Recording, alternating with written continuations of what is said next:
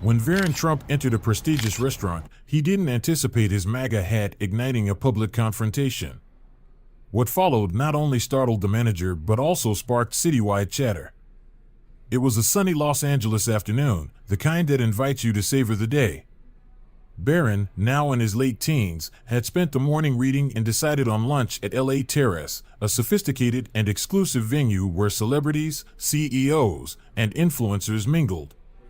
He'd been there before, enjoying its serene atmosphere and impeccable service.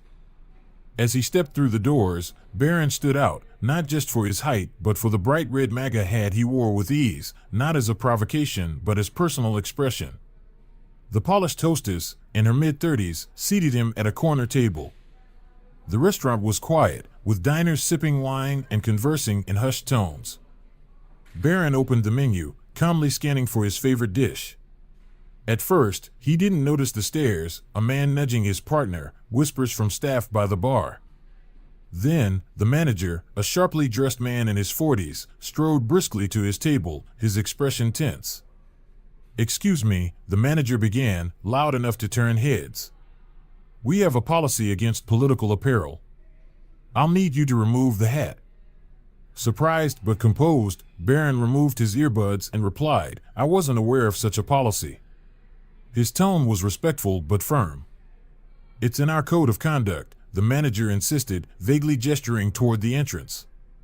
"We aim to maintain neutrality." Barron considered his options, glancing at the other diners. Some feigned disinterest, others openly stared. "I'm not here to cause trouble," he said neutrally. "I just want to eat." The manager's stance hardened. "Either take off the hat or leave." Barron nodded slightly, stood, and said evenly, "If that's the rule, I'll go." The room fell silent as he gathered his belongings, leaving behind an untouched glass of water. Without another word, he exited, the door closing softly behind him. The tension lingered.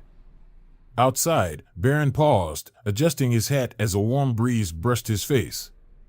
Frustrated but not angry, he felt disappointed. Raised to treat others with kindness, this moment felt like a betrayal of that principle. Back inside, murmurs filled the air. A waiter whispered to the manager, "Was that wise?" "That's him." The manager dismissed the concern. "I run this place as I see fit." Meanwhile, Barron walked to a nearby park, found a bench, and began texting his mother and close friends, seeking clarity rather than sympathy. Responses came quickly. "That's ridiculous," one friend wrote. "You handled it better than I would have," said another. As Barron read the messages, an idea formed, not revenge, but a constructive response. He began making calls, his calm voice laced with determination. "I need help with something," he said, starting what would become a purposeful plan. At the restaurant, unease grew as the incident spread online. Posts like Barron Trump kicked out for a hat and freedom of expression? Not at LA Terrace appeared alongside blurry photos. The manager, scrolling through his phone, felt a knot in his stomach as comments piled up, some supportive, many critical. "Let them talk," he muttered, though unease lingered. Trying to shake off the growing sense of unease, Barron knew the situation was slipping out of control. By the time he got home, the incident had already gone viral. A few local influencers picked up the story, their captions ranging from supportive to divisive. Barron skimmed the posts but didn't linger. He wasn't interested in escalating the drama or deepening the divide. Instead, his focus turned to transforming the negativity into something meaningful. Sitting at his desk, he opened a small leather notebook and began jotting down thoughts. He reflected on the day's events, not just the confrontation with the manager, but also the silent judgments and curious stares from others. How could he encourage dialogue rather than conflict? He wanted to address the division in a way that felt authentic and impactful. Then, the idea struck him, a public fundraiser. Not just any fundraiser, but one with a clear message of unity. He envisioned an event aimed at supporting underprivileged communities and fostering safe spaces for open dialogue and understanding. Picking up his phone, he made a call. "Hi, this is Barron Trump. I need advice on organizing a charity event. It's urgent, Can we meet tomorrow? The person on the line sounded surprised but agreed. As night fell, Barron's plan began taking shape. He drafted a proposal, deciding the event would take place right outside LA Terrace. The location would symbolize the possibility of finding unity even in contentious spaces. A close friend offered to help with logistics, and soon, preparations were underway. Meanwhile, at the restaurant, the backlash was escalating. The manager's decision was no longer a private matter, it had become a public controversy. News outlets picked up the story, quoting eyewitnesses. Some articles portrayed Barron as a victim of intolerance, while others defended the restaurant's right to enforce its policies. Social media was ablaze with comments. Some praised the manager for sticking to his principles, while others called for boycotts, accusing the restaurant of hypocrisy. "So much for neutrality," one user commented. "Kicking someone out isn't neutral, it's taking a side." The atmosphere at LA Terrace grew tense. Regular patrons canceled reservations, and the once bustling restaurant became noticeably quieter. The manager, initially confident in his stance, now wrestled with second thoughts. He told himself the uproar would fade, but deep down, he wasn't so sure. As morning broke, the area outside LA Terrace transformed. Trucks arrived with equipment as volunteers set up tables, banners, and a small stage. Barron stood at the center of it all, overseeing the preparations. Above the stage, a banner read in bold letters, "United we stand, building bridges, not walls." Barron had reached out to organizations focused on community building, youth mentorship, and fostering dialogue. The fundraiser wasn't just about raising money, it was about creating a space where people from all walks of life could connect. Food trucks, live music, and charity booths lined the sidewalk, turning a site of conflict into a celebration of unity. By midday, a diverse crowd began to gather: families, professionals, activists, and even familiar social media personalities. Barron stepped onto the stage, microphone in hand, his voice steady but filled with emotion. "Yesterday, I was asked to leave this restaurant because of a hat. That's okay. I respect their policies, even if I disagree. But what stayed with me wasn't being turned away, it was the larger issue. We've become so quick to judge, to take sides, to shut down conversations.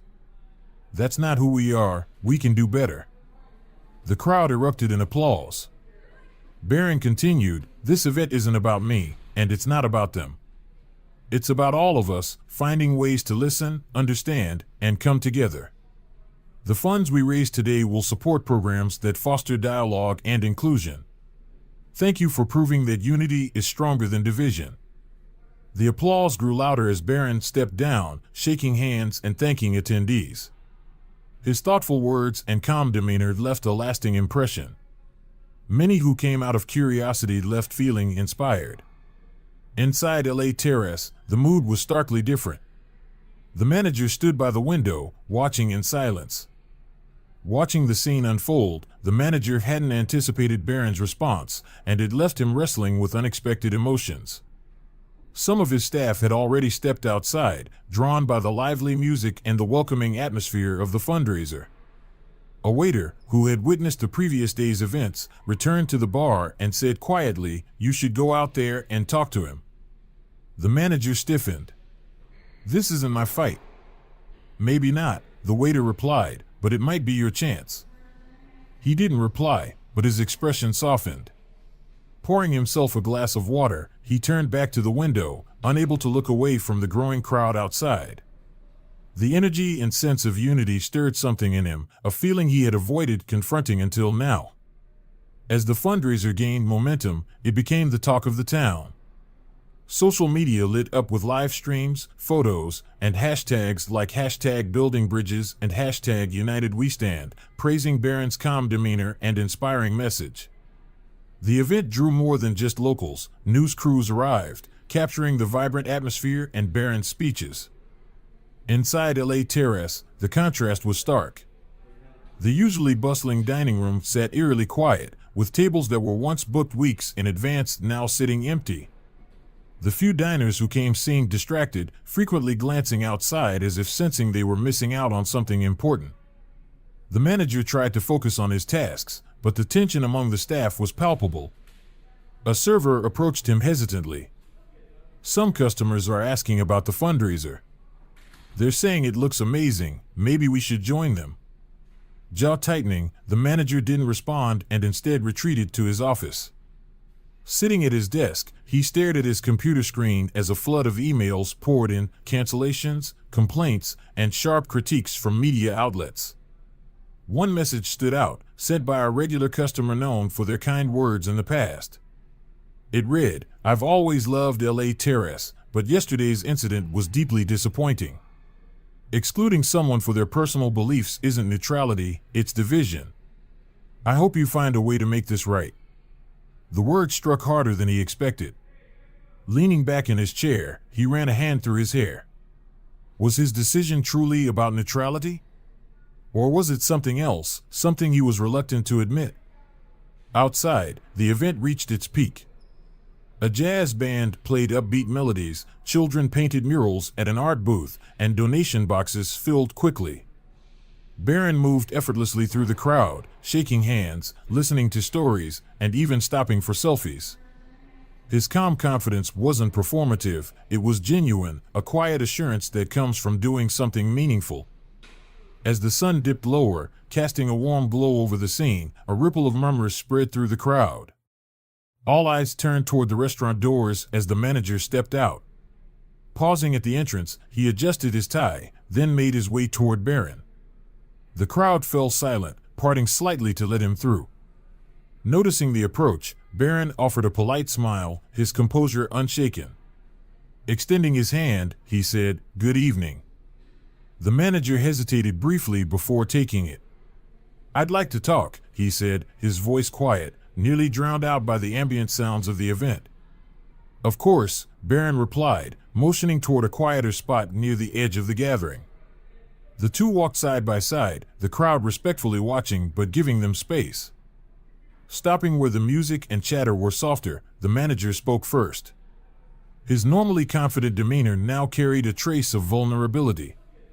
"I need to admit, I didn't handle things well yesterday," he began, voice low. "I thought I was doing what was right for my restaurant and my staff, but I see now that I acted out of fear, not fairness. I judged you, and that wasn't right." Barron listened patiently, his expression encouraging. After a pause, he said, "It takes courage to admit when you're wrong. Thank you for sharing that." The manager exhaled, relief flickering across his face. "Watching what you've done today, it's humbling. You could have turned this into a vendetta, but instead, you created something positive. That's not something most people would do." Barron offered a faint smile. "The world doesn't need more anger or division. Yesterday could have added to the noise, but I wanted to show there's another way." The manager nodded, his tone more earnest. "You've shown that, and I want to support what you're doing. If there's a way for me, or the restaurant, to help, I'd like to contribute." Barron considered the offer thoughtfully before replying, "I think the best way to contribute." "The best way to contribute," Barron suggested, "is by reflecting on how we treat one another. Policies have their place, but they should never come at the cost of kindness and understanding." "Maybe LA Terrace could host an event like this one," Barron continued, "something that unites people instead of dividing them." The manager blinked, momentarily taken aback by the unexpected suggestion. But then, a small smile began to form on his lips. "That's an excellent idea," he said finally. "Let's make it happen." They shook hands once more, this time with genuine warmth and mutual respect.